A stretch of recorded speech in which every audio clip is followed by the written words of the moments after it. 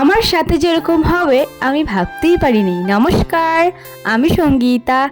জানো, তোমরা যদি একটা কিছু ভালো কাজ করো, সেটা হলেও তোমার রিলেটিভের পোষাবে না, বা তুমি যেখানে থাকো আশেপাশের মানুষের তোমাদেরকে নেগেটিভ কথা বলবে, পজিটিভ কথা তো বলবেই না। তুমি একটা ভালো কিছু করবে, সেটাকেও তারা কিছু নেগেটিভভাবে বলবে। সেটা বাদ দাও।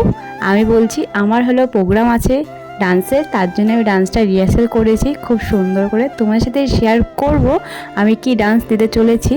ডান্সের রিহার্সাল করে নিয়েছি, আর ডান্সটার প্রোগ্রাম জলদি জলদি তোমার সাথে শেয়ার করছি।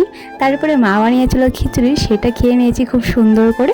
তারপরে গিয়েছি হলো কলেজে। আমাদের কলেজে হলো আমাদেরকে সার্টিফিকেট দিয়েছে, খুব সুন্দর করে আমরা নিয়ে নিয়েছি। আজকে খুব মজা হয়েছে।